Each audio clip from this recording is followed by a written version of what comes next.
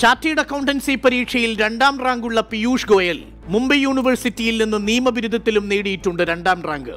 പീയൂഷിന്റെ ഇടക്കാല ബഡ്ജറ്റ് മോദി കാലഘട്ടത്തിലെ ബഡ്ജറ്റുകളിൽ 1ാം റാങ്ക് നേടിയോ.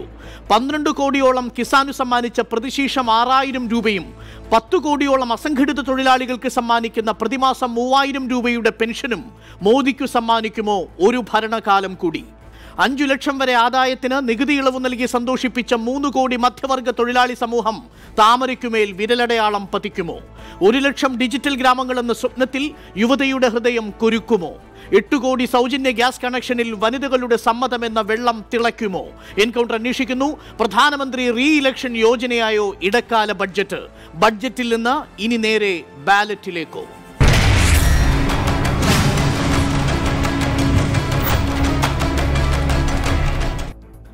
ആദായ നികുതി പരിധിയിൽ വൻ ഇളവുകൾ പ്രഖ്യാപിച്ച നരേന്ദ്രമോദി സർക്കാരിന്റെ അവസാന ബഡ്ജറ്റ് ധനമന്ത്രി പീയൂഷ് ഗോയൽ പാർലമെന്റിൽ അവതരിപ്പിച്ചു.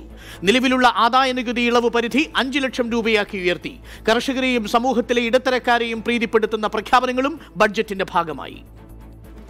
2014 മുതൽ ജെയ്റ്റ്ലി നടത്തുമെന്ന് പ്രതീക്ഷിച്ച പ്രഖ്യാപനമാണ് പീയൂഷ് ഗോയൽ പെട്ടിയിൽ നിന്ന് കരുതിയത്. ഈ വർഷം നിലവിലെ നിരക്ക് തുടരുമെന്ന വ്യവസ്ഥയ്ക്ക് വിധേയമാണ് പ്രഖ്യാപനം. 2.5 ലക്ഷത്തിൽ നിന്ന് ആദായ നികുതി 5 ലക്ഷമാക്കി ഉയർത്തുമ്പോൾ ലഭിക്കേണ്ട റിബേറ്റ് പിന്നീട് നൽകുമെന്നാണ് പീയൂഷ് ഗോയലിന്റെ വാഗ്ദാനം. Individual taxpayers having taxable annual income up to rupees 5 lakhs will get full tax rebate. Standard deduction 50,000 രൂപയാക്കി ഉയർത്തിയിട്ടുണ്ട്. 5 ലക്ഷം രൂപ വരുമാനവും ഒപ്പം 80C പ്രകാരം പ്രോവിഡന്റ് ഫണ്ട്, പ്രഖ്യാപിത ഓഹരികൾ തുടങ്ങിയവയിലെ നിക്ഷേപങ്ങൾക്ക് 1.5 ലക്ഷം രൂപ വരെയും നികുതിയില്ല. ഫലത്തിൽ ആദായ നികുതി പരിധി രാജ്യത്ത് ഇത് 6.5 ലക്ഷമായി ഉയർത്തും. 40,000 രൂപ വരെയുള്ള ബാങ്ക്, പോസ്റ്റ് ഓഫീസ് നിക്ഷേപങ്ങൾക്കും 2.4 ലക്ഷം രൂപ വരെ വാടകയ്ക്കും TDS ഉണ്ടാകില്ല. റിട്ടേണുകൾ 24 മണിക്കൂറിനകം പരിശോധിച്ച് ഉടൻ തന്നെ ബാങ്കിലേക്ക് റീഫണ്ട് ലഭ്യമാക്കുമെന്നും ബഡ്ജറ്റ് അവകാശപ്പെടുന്നു. ഉദ്യോഗസ്ഥരുടെ ഇടപെടലില്ലാതെ പൂർണ്ണമായും ഇലക്ട്രോണിക് അധിഷ്ഠിത റിട്ടേൺ സംവിധാനമാണ് വിഭാവനം ചെയ്യുന്നത്. The Insolvency and Bankruptcy Code has institutionalized a resolution-friendly mechanism which is helping in recovery of non-performing loans while preserving the underlying businesses and jobs. ഇന്ന് അവതരിപ്പിച്ച ഇടക്കാല ബഡ്ജറ്റ് അനുസരിച്ച് 2018-19 സാമ്പത്തിക വർഷത്തിലെ രാജ്യത്തിന്റെ പ്രഖ്യാപിത നികുതി വരുമാനം 12 ലക്ഷം കോടി രൂപയാണ്. 2014 ഇത് 6.38 ലക്ഷം കോടിയായിരുന്നു. 24 ഡൽഹി. രാജ്യത്തെ ചെറുകിട കർഷകരെ ഉന്നമിച്ചുകൊണ്ടുള്ള പ്രഖ്യാപനങ്ങൾ നിറഞ്ഞതാണ് പീയൂഷ് ഗോയൽ അവതരിപ്പിച്ച ഇടക്കാല ബഡ്ജറ്റ്. പ്രധാനമന്ത്രിയുടെ കർഷക സമ്മാന നിധി എന്ന പേരിൽ 2 ഹെക്ടറിൽ താഴെ ഭൂമിയുള്ള കർഷകർക്ക് വർഷം 6000 രൂപ നൽകുന്ന പദ്ധതിയാണ് പ്രഖ്യാപനത്തിൽ ഏറ്റവും ശ്രദ്ധേയം. ചെറുകിട കർഷകർക്ക് മാസം 500 രൂപ വീതം തുക വകയിരുത്തുന്ന പദ്ധതിയാണ് പീയൂഷ് ഗോയൽ ഇന്ന് പ്രഖ്യാപിച്ചത്. 2000 രൂപ വീതം 3 ഗഡുക്കളായി കർഷകർക്ക് നേരിട്ട് തുക ലഭ്യമാക്കുമെന്നാണ് പ്രഖ്യാപനം. കഴിഞ്ഞ ഡിസംബർ മുതൽ മുൻകാല പ്രാബല്യത്തോടെ വരുന്ന പദ്ധതി പ്രകാരം ആദ്യ ഗഡു ലോക്സഭാ തെരഞ്ഞെടുപ്പിന് മുൻപായി കർഷകരിലെത്തിക്കാൻ കഴിയും. 12,000 കോടി കർഷകർക്ക് ഗുണം ലഭിക്കുന്ന പദ്ധതി വലിയ നേട്ടമുണ്ടാക്കുമെന്ന് BJP കണക്കുകൂട്ടുന്നു. 75,000 കോടി രൂപയാണ് ഇതിനായി മാറ്റിവെച്ചിരിക്കുന്നത്. പശുക്കൾക്കായി രാഷ്ട്രീയ കാമധേനു ആയോഗ് പദ്ധതിയും ബജറ്റിൽ പ്രഖ്യാപിച്ചു. ഉപേക്ഷിക്കപ്പെടുകയും രോഗം ബാധിക്കുകയും ചെയ്യുന്ന പശുക്കൾക്ക് സംരക്ഷണ കേന്ദ്രങ്ങൾ നിർമ്മിക്കുന്നതാണ് പദ്ധതി. ഇത് കർഷകരെ സഹായിക്കാനാണെന്ന് കേന്ദ്രം വ്യക്തമാക്കുന്നു. രാജ്യത്തെ കർഷകർക്ക് വലിയ ആശ്വാസം പകരുന്നതാണ് ബജറ്റെന്ന് കേന്ദ്രമന്ത്രി അൽഫോൺസ് കണ്ണന്താനം പ്രതികരിച്ചു. കർഷകർക്ക് വേണ്ടി ഒരു വർഷം 6000 രൂപ കൊടുക്കാമെന്ന് അനൗൺസ് ചെയ്തിരിക്കുന്നു. ഇത് ഒരു കർഷകനുള്ള ഒരു സ്ഥിര വരുമാനം, സ്ഥലമുള്ളവർക്കെല്ലാം ഒരു സ്ഥിര വരുമാനമായി ഒരു യൂണിവേഴ്സൽ ഇൻകം ഫോർ ഫാമേഴ്സ് എന്നുള്ളൊരു സ്കീമിലേക്കാണ് പോകുന്നത്. മാസം 500 രൂപ നൽകാനുള്ള തീരുമാനം കർഷകനെ അവഹേളിക്കുന്നതിന് തുല്യമാണെന്ന് ലോക്സഭാ പ്രതിപക്ഷ നേതാവ് മല്ലികാർജുൻ ഖാർഗെ ആരോപിച്ചു. अब तक तो उन्होंने जो भी बजट पेश किया उसका कोई फायदा सामान्य जनता को नहीं हुआ. किसानों को, युवकों को, गरीबों को उसका कोई फायदा नहीं हुआ. കഴിഞ്ഞ നിയമസഭാ തെരഞ്ഞെടുപ്പുകളിൽ ഉണ്ടായ തിരിച്ചടി മറികടക്കാൻ ഇപ്പോഴത്തെ പദ്ധതികൾ ഗുണം ചെയ്യുമെന്നാണ് കേന്ദ്ര സർക്കാർ പ്രതീക്ഷിക്കുന്നത്. വിള ഇൻഷുറൻസ് പ്രീമിയം കർഷകരിൽ നിന്ന് ഈടാക്കുന്നത് ഒഴിവാക്കുമെന്ന് കരുതിയിരുന്നെങ്കിലും അതുണ്ടായില്ല. ലിജോ വർഗീസ്, 24 ഡൽഹി. ബഡ്ജറ്റിൽ നിന്ന് ബാലറ്റിലേക്ക് പ്രത്യേക യൂണിയൻ ബഡ്ജറ്റുമായി ബന്ധപ്പെട്ട എൻകൗണ്ടറിലെ ഈ ചർച്ചയിൽ അതിഥികളായി CPM നേതാവ് ശ്രീ KN ബാലഗോപാൽ തിരുവനന്തപുരത്ത് നിന്നും, ഫോർവേഡ് ബ്ലോക്ക് നേതാവ് ശ്രീ J ദേവരാജൻ തിരുവനന്തപുരത്ത് നിന്ന് ചേരും, സാമ്പത്തിക വിദഗ്ധൻ VK പ്രസാദ്, മാധ്യമപ്രവർത്തകൻ George Joseph, doctor Rajesh, Congress നേതാവ് ഷാനിമോൾ ഉസ്മാൻ എന്നിവരും നമ്മളോടൊപ്പം ചേരും. ശ്രീ ജോർജ് ജോസഫ്, വളരെ പ്രധാനപ്പെട്ട ഒരു ചോദ്യത്തോടു കൂടി ആരംഭിക്കട്ടെ. നിലവിൽ ഇന്നലെ അവതരിപ്പിച്ച സംസ്ഥാന ബഡ്ജറ്റും ഇന്ന് പീയൂഷ് ഗോയൽ അവതരിപ്പിച്ച യൂണിയൻ ബഡ്ജറ്റും ഇതിലേതാണ് കൂടുതൽ റിയലിസ്റ്റിക്കായി താങ്കൾക്ക് തോന്നുന്നത്? അവതരിപ്പിച്ച ബഡ്ജറ്റിനെ സംബന്ധിച്ചിടത്തോളം അത് തീർച്ചയായിട്ടും നമ്മുടെ ഈ വാർത്തയുടെ ആമുഖത്തിൽ ആദ്യം പറഞ്ഞതുപോലെ തന്നെ ഇലക്ഷൻ ഓറിയൻറ്റഡായിട്ട് ഇലക്ഷന് വേണ്ടിയിട്ട് കാണിക്കുന്ന കുറേയധികം ഗിമിക്കുകൾ അടങ്ങുന്ന ഒരു ബഡ്ജറ്റാണെന്ന് വിലയിരുത്തേണ്ടതായിട്ട് വരും. അതിന് കാരണം തെരഞ്ഞെടുപ്പിൽ ഒരു നിർണായക സ്വാധീനം ചെലുത്തുന്ന ഒരു ഘടകം മധ്യവർഗമാണ്. ആ മധ്യവർഗം തീർച്ചയായിട്ടും ഇവിടുത്തെ ഒപ്പീനിയൻ പോളിനെയും ജനങ്ങളുടെ നിഗമനങ്ങളെയും ധാരണകളെയും നിർണായകമായി സ്വാധീനിക്കുന്ന ഒരു വിഭാഗമാണ് സാലറീഡ് ക്ലാസ്. 12 കോടിയോളം വരുന്ന സാലറീഡ് ക്ലാസ് എന്ന് പറയുന്ന മിഡിൽ ക്ലാസ് എന്ന് നമ്മൾ അവരുടെ 3 കോടിയാണ് നിലവിൽ ഈ ടാക്സ് കൊണ്ട് അല്ലെങ്കിൽ ഈ റിബേറ്റ് കൊണ്ട് അവർക്ക് ഗുണം ചെയ്യുന്നത് 3 കോടിയോളം വരുന്ന സാലറീഡ് ക്ലാസ്സിൽ മാത്രമാണ്. 12 കോടി കർഷകരാണ്. 3 കോടിയോളം വരുന്ന ആളുകളെ സംബന്ധിച്ചിടത്തോളം വരുന്നത് അവർ നിർണായകമായി സമൂഹത്തിൽ സ്വാധീനം ചെലുത്തുന്നവരാണ് ഞാൻ ഉദ്ദേശിച്ചത്. അതായത് ഒപ്പീനിയൻ മേക്കേഴ്സാണ്. ആ ഒപ്പീനിയൻ മേക്കേഴ്സിനെ കൃത്യമായി സ്വാധീനിക്കുന്ന ഒരു പൊളിറ്റിക്കൽ ട്രിക്കാണ് ഇവിടെ കൃത്യമായി പ്രയോഗിച്ചിരിക്കുന്നത്. അതേസമയത്ത് ഞാൻ ചോദിക്കുന്ന ചോദ്യം, UPA സർക്കാരിൻ്റെ കാലത്ത് തന്നെ അവരെ ഏറ്റവും കൂടുതൽ വിമർശിച്ചിരുന്നത് ആദായ നികുതി പരിധി ഉയർത്തുന്നില്ല, അത് 5 ലക്ഷമാക്കി ഉയർത്തേണ്ട കാലഘട്ടം എന്നേ കഴിഞ്ഞിരിക്കുന്നു എന്ന് അരുൺ ജെയ്റ്റ്ലി അടക്കമുള്ളവർ നിശ്ചിതമായി വിമർശിച്ചിരുന്നത് നമ്മൾ ഓർക്കണം. എന്നിട്ട് 4 വർഷത്തെ ബഡ്ജറ്റിനകത്ത് 25,000 രൂപ വെച്ചോ 50,000 രൂപ വെച്ചോ കൂട്ടും എന്ന് എല്ലാവരും ഓരോ ബഡ്ജറ്റിൽ പ്രതീക്ഷിച്ചിരുന്നെങ്കിൽ 100% എന്ന് പറയുന്ന ക്വാണ്ടം ജമ്പ് എന്തുകൊണ്ടാണ് അവസാന വർഷത്തിൽ മാത്രം കൊടുത്തിരിക്കുന്നത്? ഞാൻ വളരെ പെട്ടെന്ന് വരാം. നമുക്ക് ഒട്ടേറെ അതിഥികൾ ഉള്ളതുകൊണ്ട് വളരെ കുറച്ച് സമയം മാത്രമേ ഓരോ തവണയും എനിക്ക് അതിഥികൾക്കൊപ്പം നിൽക്കാൻ കഴിയൂ എന്ന് ഞാൻ അറിയിക്കട്ടെ. നീരസം തോന്നരുത്. നമ്മൾ KN ബാലഗോപാലിലേക്ക് പോകുന്നു. ശ്രീ KN ബാലഗോപാൽ, 12 കോടിയോളം വരുന്ന കർഷകർക്ക് 6,000 രൂപ വീതം ഒരു വർഷം കയ്യിൽ കിട്ടാൻ പോകുന്നു. അതിൽ ആദ്യ ഗഡു തിരഞ്ഞെടുപ്പിന് മുമ്പ് 2,000 രൂപ കയ്യിൽ കിട്ടുന്ന 12 കോടി കർഷകർ നിർണായകമാണ് അവരുടെ ഒരു വോട്ട് പ്രസൻസ്. ഈ കർഷകർ തന്നെയാണ് കഴിഞ്ഞ 3 സംസ്ഥാനങ്ങളിൽ BJPക്കെതിരായി വിധിയെഴുത്ത് നടത്തിയത്. തിരഞ്ഞെടുപ്പിന് മുമ്പ് 2,000 രൂപ വാങ്ങി പോക്കറ്റിലിടുന്ന ഈ 12 കോടിയോളം വരുന്ന കർഷകർ BJPക്ക് ഒരു വലിയ പിന്തുണ പ്രഖ്യാപിക്കില്ലേ? നേരത്തെ ശ്രീ ജോർജ് ജോസഫ് സൂചിപ്പിച്ച 3 കോടിയോളം വരുന്ന ഒപ്പീനിയൻ മേക്കേഴ്സായ ഒരു മധ്യവർഗമുണ്ടല്ലോ, ഈ ടാക്സിന്റെ കൺസെഷൻ അനുഭവിക്കുന്നവർ, അവർ BJPക്ക് അനുകൂലമായി രംഗത്ത് വരില്ലേ? ഇത് ഇലക്ഷൻ ബഡ്ജറ്റ് ആണെങ്കിലും അത് ക്ലവർ മൂവ് ആണ് എന്ന് താങ്കൾ സമ്മതിക്കുമോ?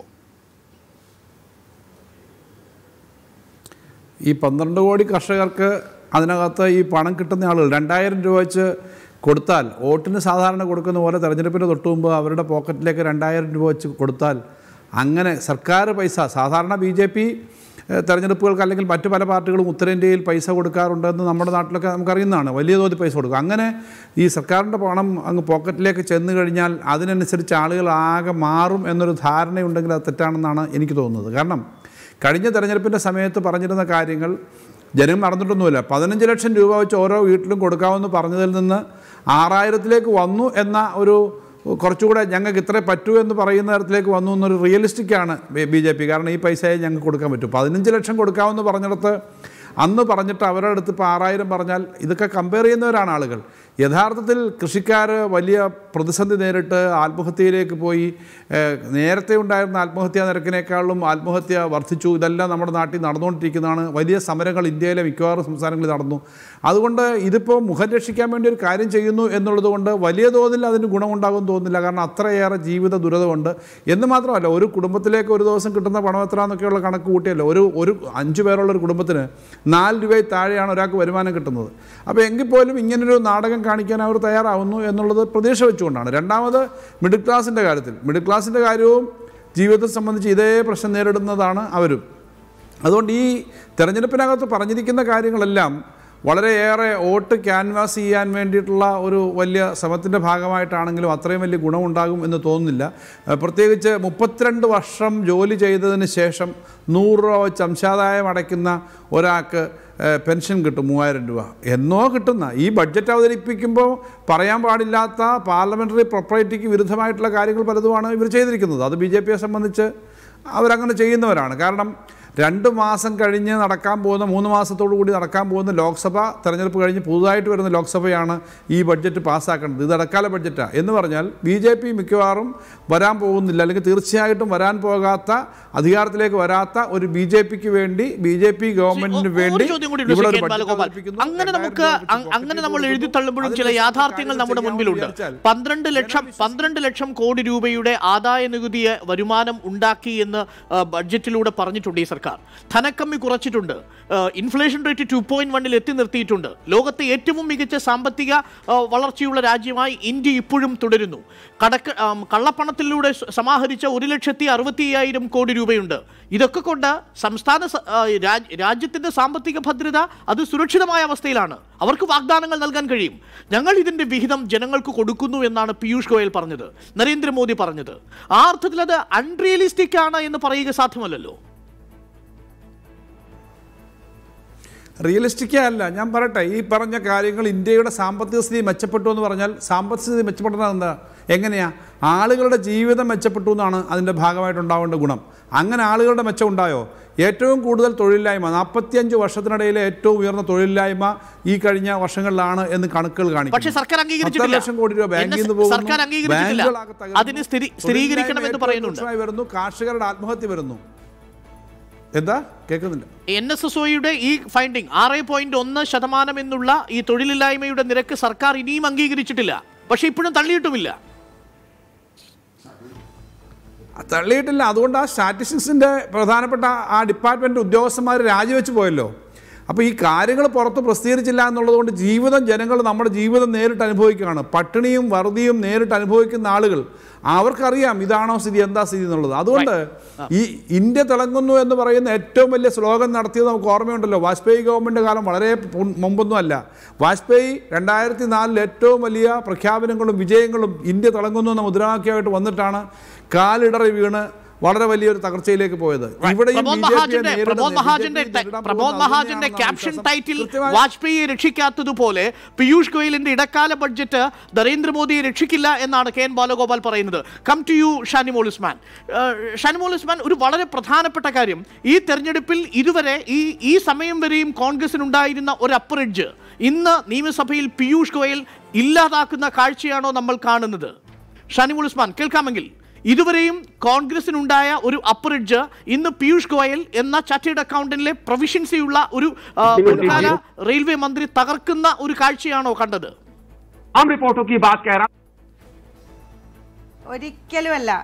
ഇന്ന് സത്യത്തിൽ പീയൂഷ് ഗോയലിന് ഒരുപക്ഷെ ആദ്യമായിട്ട് ഒരു ബജറ്റ് അവതരിപ്പിക്കാനുള്ള അവസരം കിട്ടുമെന്നാണ് ഞാൻ കരുതിയത്. പക്ഷേ തെരഞ്ഞെടുപ്പ് പ്രകടന പത്രികയാണ് ഇന്ന് പാർലമെന്റിൽ ഇന്ന് പ്രഖ്യാപിച്ചത് എന്നുള്ളതിന് ഒരു തർക്കവും വേണ്ട. പറയട്ടെ, ഇദ്ദേഹത്തിന്റെ തുടക്കത്തിൽ തന്നെ ഈ ബജറ്റ് ജനപ്രിയം എന്നെങ്ങനെ പറയാൻ പറ്റും? ആരെങ്കിലും ഇപ്പോൾ ഇതുവരെ 5 വർഷക്കാലം ലഭിച്ചിട്ട് ഒന്നും ചെയ്യാതിരുന്ന ഒരു ഗവൺമെന്റ് തെരഞ്ഞെടുപ്പിന് ദിവസങ്ങൾ മാത്രം ബാക്കി നിൽക്കെ പ്രഖ്യാപിക്കുന്ന ഇത്തരത്തിലുള്ള ജിമ്മിക്കുകൾ കണ്ടിട്ട് ഇതൊക്കെ ജനപ്രിയമാണ് എന്ന് വിലയിരുത്താൻ എന്തായാലും എന്നെപ്പോലെയുള്ളവർക്ക് കഴിയില്ല. ഇതിനകത്ത് ഞാൻ വളരെ വ്യക്തമായി തന്നെ ചില കാര്യങ്ങൾ പറയാം. ഈ ബജറ്റിൻ്റെ ആദ്യ ഭാഗം പറഞ്ഞപ്പോൾ തന്നെ അദ്ദേഹം പറഞ്ഞത് കമ്മ്യൂണലിസം, നെപ്പോട്ടിസം, കറപ്ഷൻ, അതുപോലെ തന്നെ ടെററിസം, വിലക്കയറ്റം ഇതൊന്നും ഇല്ലാത്ത ഒരു സർക്കാരാണെന്ന് പറഞ്ഞു. അപ്പോൾ ഇതിൻ്റെ തന്നെ ആദ്യത്തെ ആ ഭാഗം കേൾക്കുമ്പോൾ തന്നെ ഈ രാജ്യത്തെ ഗവൺമെൻറ് ഏത് രീതിയിലാണ് പ്രവർത്തിച്ച് മുന്നോട്ട് പോകുന്നത് എന്നുള്ള ഒരു വിലയിരുത്തൽ എന്നെ കേൾക്കുന്ന ആളുകൾക്കുമുണ്ട്, താങ്കൾ അടക്കമുള്ളവർക്കുമുണ്ട്. അപ്പോൾ ഇത് സത്യവിരുദ്ധമായിട്ടുള്ള ചില കാര്യങ്ങൾ പറയുകയും ഈ ഗവൺമെൻറ് തെരഞ്ഞെടുപ്പിലേക്ക് പോകുന്നു എന്നുള്ളത് കൊണ്ട് ജനങ്ങളുടെ കണ്ണിൽ പൊടിയിടാൻ വേണ്ടി പ്രഖ്യാപിച്ചിട്ടുള്ള കുറേ പൊള്ളയായ വാഗ്ദാനങ്ങൾ എന്നുള്ളതിൽ ഇതിന് യാതൊരു കഴമ്പുമില്ല എന്ന് പറയാൻ ഞാൻ ആഗ്രഹിക്കുകയാണ്. ഇപ്പോൾ പ്രധാനമായിട്ടും പറയുന്നത് കർഷകരുടെ പണം കൊടുത്തു 6000 രൂപ കൊടുക്കുന്നു എന്നുള്ളല്ലോ. ദിവസം പ്രതി 17 രൂപ വെച്ച് കർഷകർക്ക് കൊടുക്കുമെന്നാണ് വാഗ്ദാനം. ഇവിടെ ശ്രീ ബാലഗോപാൽ പറയുന്നത് ഞാൻ കേട്ടു. ഞാൻ ചോദിക്കട്ടെ, ഈ സർക്കാർ അധികാരത്തിൽ വരുന്നതിന് മുമ്പ് മാർക്കറ്റ് ചെയ്ത പ്രധാനപ്പെട്ട മുദ്രാവാക്യങ്ങൾ എന്തൊക്കെയാണ്? ശ്രീ നരേന്ദ്രമോദി അതുപോലെ തന്നെ NDA BJP അവരുടെ നേതാക്കളൊക്കെ തന്നെ പറഞ്ഞിരുന്നത് 15 ലക്ഷം രൂപ ഈ സർക്കാർ അധികാരത്തിൽ വന്ന് 100 ദിവസത്തിനുള്ളിൽ നിങ്ങളുടെ പോക്കറ്റിൽ വരുമെന്നാണ് പറഞ്ഞത്. അച്ഛാ ദിൻ ആയേഗ, അതുപോലെ തന്നെ സബ്കേ സാത്ത് സബ്കാ വികാസ്, ഇങ്ങനെയുള്ള ഒട്ടേറെ മുദ്രാവാക്യങ്ങൾ പറഞ്ഞു. പക്ഷേ ഇതിലൊക്കെ എന്ത് ചെയ്യാൻ കഴിഞ്ഞുവെന്ന് ഏറ്റവും അവസാനം തന്നെ ബഡ്ജറ്റിലെ പ്രഖ്യാപനങ്ങളായിരുന്നില്ല. തിരഞ്ഞെടുപ്പ് കാലത്ത് എല്ലാ പാർട്ടികളും കൊടുക്കുന്നതിനേക്കാൾ കുറച്ചുകൂടി കവിഞ്ഞ കള്ളപ്പണത്തെ മുൻനിർത്തിക്കൊണ്ടുള്ള ഒരു പ്രഖ്യാപനം മാത്രമായിരുന്നു നരേന്ദ്രമോദി നടത്തിയ 15 ലക്ഷം നിങ്ങളുടെ പോക്കറ്റിൽ എന്നുള്ളത്. പക്ഷേ ഇത് ബഡ്ജറ്റിലെ പ്രഖ്യാപനമാണ്. ബഡ്ജറ്റിൽ വകയിരുത്തിയിട്ടുണ്ട് 6000 രൂപ പ്രതിവർഷം കൊടുക്കുന്നത്. നോട്ട് നിരോധനം പോലെ ഈ സർക്കാരിന് കഴിഞ്ഞ 5 വർഷക്കാലം ഈ ഗവൺമെന്റിന്റെ കയ്യൊപ്പുള്ള ഏറ്റവും പ്രധാനപ്പെട്ട പദ്ധതി ഏത് എന്ന് ചോദിച്ചാൽ നോട്ട് നിരോധനമല്ലാതെ മറ്റേതെങ്കിലും ഉത്തരം പറയാൻ ഏതെങ്കിലും ഒരു BJP നേതാവിന് പോലും കഴിയുമെന്ന് ഞാൻ കരുതുന്നില്ല. നോട്ട് നിരോധനം കൊണ്ടുവന്ന് ഈ രാജ്യത്തിന്റെ സാമ്പത്തിക വളർച്ചയെ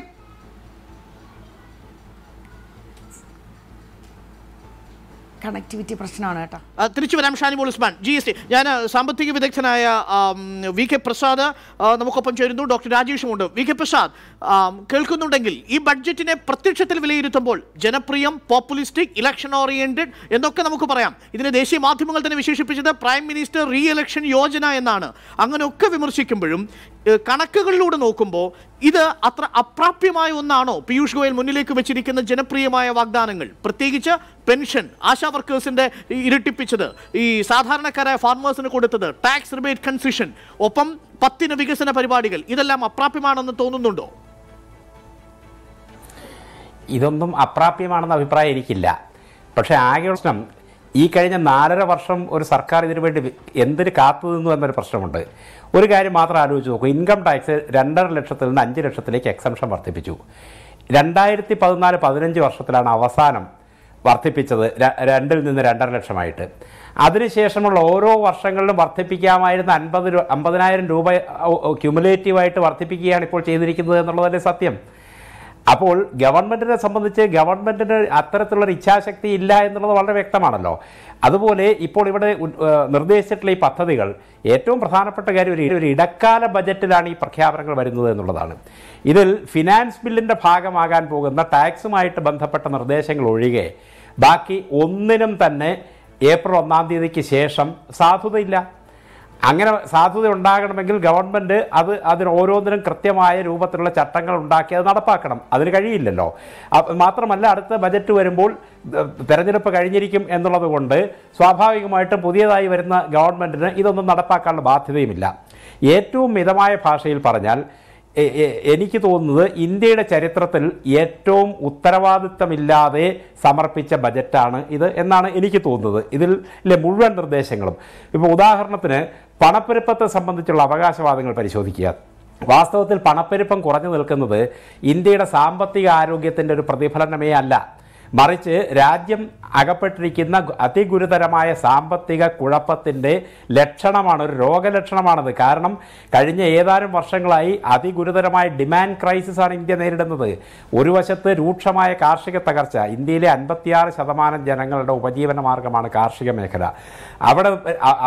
അവരെല്ലാവരും കൂടി ചേർന്ന് 10% മാത്രമാണ് GDP-യിലേക്ക് നൽകാൻ കഴിയുന്നത് എന്ന് പറഞ്ഞാൽ അതിരൂക്ഷമായ 14%, അതിഗുരുതരമായ തകർച്ച അവിടെ നിൽക്കുന്നു. മറുവശത്ത് ഇന്ത്യയിൽ ഉള്ള തൊഴിലുകൾ പോലും നഷ്ടപ്പെട്ടുകൊണ്ടിരിക്കുന്നു. സർക്കാരിൻ്റെ തന്നെ കണക്കനുസരിച്ച് MSME സെക്ടറിൽ നഷ്ടപ്പെട്ടു പോയിരിക്കുന്നത് കഴിഞ്ഞ 10 വർഷത്തിനിടയ്ക്ക് ഏതാണ്ട് 90 ലക്ഷം തൊഴിലുകളാണ്. അപ്പോൾ ഉള്ള തൊഴിലുകൾ പോലും നഷ്ടപ്പെടുന്ന ഒരു സാഹചര്യം ഉണ്ടായിരിക്കുന്നു. ഇതിൻ്റെ ഫലമായി ജനങ്ങളുടെ ക്രയശേഷിയിൽ അതിഗുരുതരമായ കുറവ് സംഭവിച്ചിരിക്കുന്നു. അതാണ് വാസ്തവത്തിൽ ഇവിടുത്തെ പണപ്പെരുപ്പത്തെ പിടിച്ചു നിർത്തിയത്. അതാണെന്നാണ് ജോർജ് ജോസഫ് പറയുന്നത്. ഞാൻ തിരിച്ചു വരാം. VK പ്രസാദ്. ഡോക്ടർ രാജേഷ് ഇതേ അഭിപ്രായം തന്നെയാണോ അങ്ങ്? ഇതിന് ഒരു ഇലക്ഷൻ പ്രൊപ്പഗാൻഡ എന്ന പേര് രാഷ്ട്രീയമായി കൊടുക്കുമ്പോഴും VK പ്രസാദിനെ പോലെയുള്ളവർ പറയുന്നത് ഇതിന്റെ കണക്കുകൾ പോലും യാഥാർത്ഥ്യത്തോട് നിരക്കുന്നതല്ല, അതുപോലും തന്നെ ഒരുപക്ഷെ ഉത്തരവാദിത്വമില്ലാതെ ഉള്ള കണക്കുകൂട്ടലാണ് എന്ന അഭിപ്രായം താങ്കൾക്കുണ്ടോ? പ്രത്യേകിച്ച് ഇൻഫ്ലേഷൻ റേറ്റ് പിടിച്ചു നിർത്തിയതിൽ ധനകമ്മി 3.4-ൽ നിർത്തിയത്, വളർച്ചാ നിരക്ക് 7.1-ലേക്ക് കൊണ്ടുവന്നത്, ഇതെല്ലാം തന്നെ ആരോഗ്യമുള്ളൊരു സമ്പദ്ഘടന എന്ന പ്രതീതി ജനിപ്പിച്ചത്, ഇത് മുഴുവൻ വ്യാജമാണെന്നൊരു അഭിപ്രായം താങ്കൾക്കുണ്ടോ? കണക്കിലെ കളികളുണ്ട് എന്നുള്ള ആരോപണം ആദ്യം ഉണ്ടായിരുന്നു. അതിനൊക്കെ കൃത്യമായിട്ട് സ്റ്റാറ്റിസ്റ്റീഷ്യന്മാർ അതിനുള്ള മറുപടിയും കൊടുത്തിട്ടുണ്ട്. ഇനി അതിന് ബദലായിട്ടുള്ള ഒരു കണക്കുണ്ടെങ്കിൽ അത് അവതരിപ്പിക്കാം. അങ്ങനെയുള്ള ഒരു കണക്ക് ആരുടെങ്കിലും കൈവശം ഉണ്ടെങ്കിൽ അത് അവതരിപ്പിക്കുന്നതിലും കുഴപ്പമില്ല. ഗവൺമെൻറ് പുറത്തുവിടുന്ന ഡാറ്റയല്ലേ നമുക്ക് അനലൈസ് ചെയ്യാനും മറ്റും കഴിയുള്ളൂ. പിന്നെ എത്ര പേര് ഈ തരത്തിലുള്ള ഒരു അനാലിസിസ് നടത്തേണ്ടതെന്നുള്ളതും നമുക്ക് ആലോചിക്കേണ്ട കാര്യമാണ്. അത് അവിടെ നിൽക്കട്ടെ. അതിൽ ഇപ്പോൾ ഉള്ള ഡാറ്റയാണെങ്കിലും ഇപ്പോൾ നടത്തിയ കാര്യങ്ങളെ ഒന്ന് നമ്മൾ വിശകലനം ചെയ്ത് നോക്കിയാൽ ഇലക്ഷൻ്റെ സമയമാണ്. സ്വാഭാവികമായിട്ടും ഇലക്ഷൻ മുന്നിൽ നിൽക്കുമ്പോൾ കുറച്ചൊക്കെ പ്രൊമോഷണലായിട്ടുള്ള കാര്യങ്ങൾ കുറച്ച് കൂടുതലാണെന്ന് വേണമെങ്കിൽ പറയാം. പക്ഷേ നമ്മൾ നോക്ക്, ഗവൺമെൻറ് ഈ കാര്യത്തിൽ കൃത്യമായി ടാർഗറ്റ് ചെയ്തിട്ടുണ്ട്. അതായത് ഗ്രാമീണ മേഖലയ്ക്ക് നല്ല ഉത്തേജനം കൊടുക്കുകയാണ്. റൂറൽ ഏരിയന് ഡിസ്ട്രസ് ആയിട്ടുള്ള ഫാർമേഴ്സിന് നേരിട്ടിട്ടാണ് ബെനിഫിറ്റ് ട്രാൻസ്ഫർ ചെയ്യുന്നത്. പക്ഷേ അതിലൊരു പ്രശ്നമുണ്ട്. കാരണം ഡാറ്റാബേസ് നമ്മുടെ കയ്യിലില്ല. തെലങ്കാനയിൽ അവർ 100 ദിവസം കൊണ്ടാണ് ഡാറ്റാബേസ് ഉണ്ടാക്കിയത്. എന്നിട്ടും അതിൽ ഒരുപാട് മിസ്റ്റേക്കുകളുണ്ട്. നമ്മുടെ കയ്യിൽ ഇപ്പോൾ ഇന്ന് ഒരു ചാനലിൽ അമിതാഭ് കാന്ത് സാറ് നീതി ആയോഗിൽ അദ്ദേഹം വന്നിട്ട് പറഞ്ഞു, ഞങ്ങൾക്ക് 2 lakh crore ഫാർമേഴ്സിൻ്റെ ഫുൾ ഡാറ്റയും റെഡിയാണെന്ന് അദ്ദേഹം പറഞ്ഞു. പക്ഷേ അത് എത്രത്തോളം, കാരണം അതിലെ ഇംഗ്ലീഷ് അല്ല അവർ പിന്നെ ആവർത്തിച്ച് ചോദിക്കുന്നുണ്ടായി ഫുൾ ക്രെഡിബിൾ ആണോ. 12 കോടി കർഷകർക്ക് ഇതിന്റെ ബെനിഫിറ്റ് ലഭിക്കാൻ പോകുന്ന 12 കോടി കർഷകർ എന്നുള്ളത് ആ അർത്ഥത്തിൽ ഡാറ്റ കിട്ടാതെയുള്ള ഒരു കണക്കാണോ? അല്ല, ഡാറ്റ കിട്ടിയിട്ടുണ്ടാവും. കാരണം സോയിൽ ഹെൽത്ത് കാർഡിന്റെ ഒക്കെ ഡാറ്റ അവരുടെ കയ്യിലുണ്ട്. പക്ഷേ 95% ആധാർ കാർഡ് കൊടുത്ത രാഷ്ട്രമാണ്. 95% പോപ്പുലേഷനും ആധാർ കാർഡ് ഉണ്ടല്ലോ. അല്ല, ഡാറ്റ ഉണ്ടാക്കണം എന്നേ ഞാൻ പറഞ്ഞുള്ളൂ. ഡാറ്റ കിട്ടാതെ അരുണിനോട് ഞാൻ പരിപൂർണമായിട്ട് യോജിക്കുകയാണ്. ഡാറ്റ ഉണ്ടാക്കണം എന്ന് മാത്രമേ ഉള്ളൂ.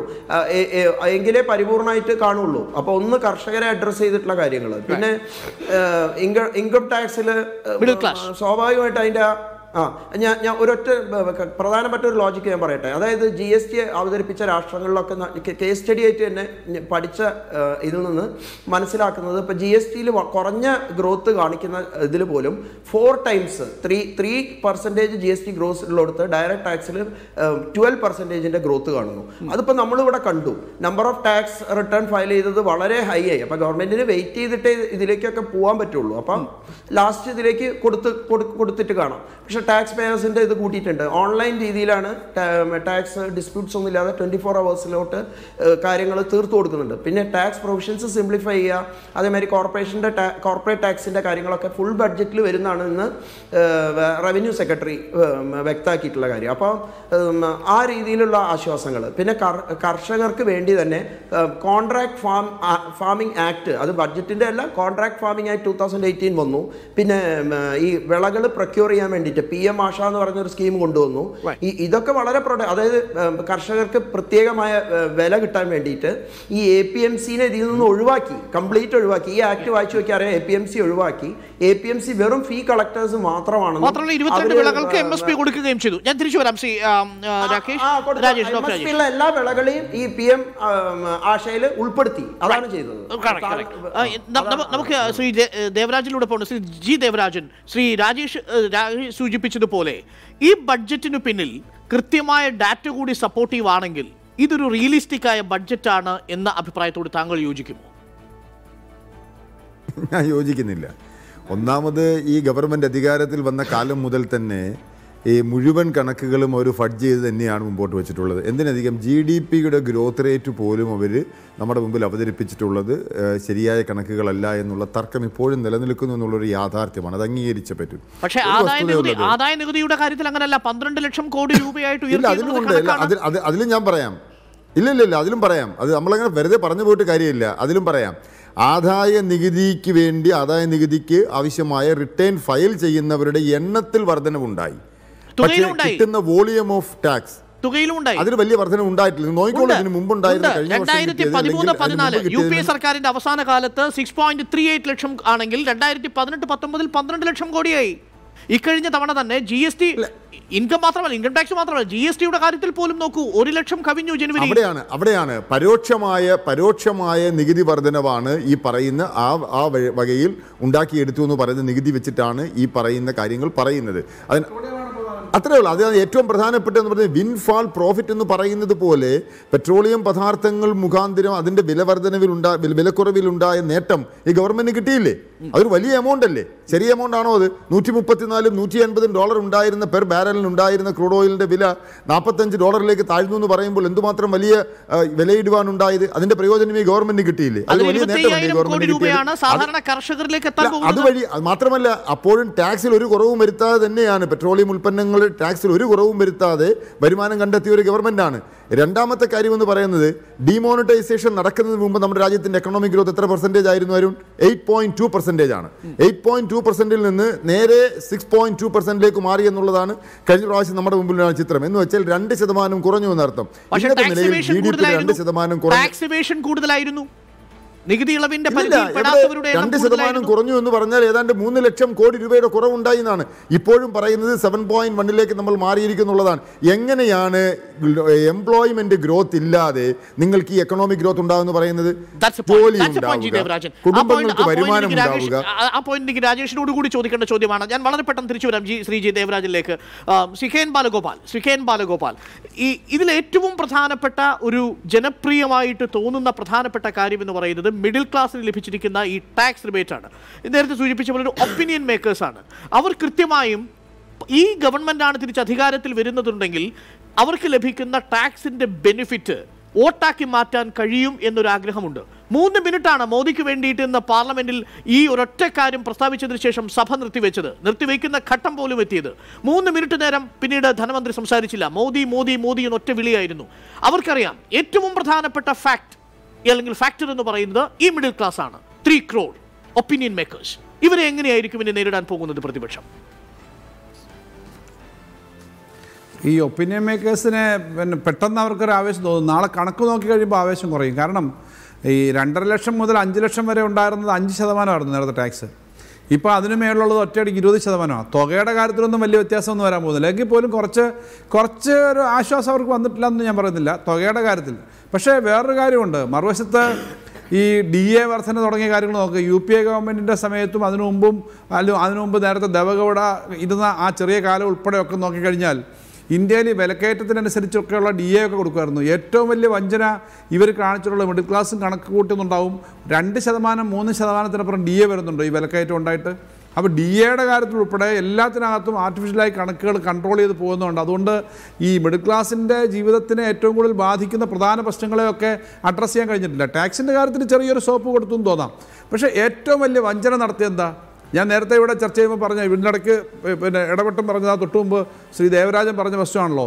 പെട്രോളിയത്തിൻ്റെ ഭാഗമായിട്ട് ഒരു വർഷം ഏകദേശം 3 ലക്ഷം കോടിയിലധികം രൂപയാണ്. ഒരു വർഷം 3 ലക്ഷം കോടി രൂപയിലധികമാണ് ഈ പെട്രോളിയത്തിൻ്റെ വില കുറഞ്ഞതെന്ന് മാത്രം കൊള്ളയടിച്ചത്. ഈ മിഡിൽ ക്ലാസ്സിനെയല്ലേ കൊള്ളയടിക്കുന്നത്?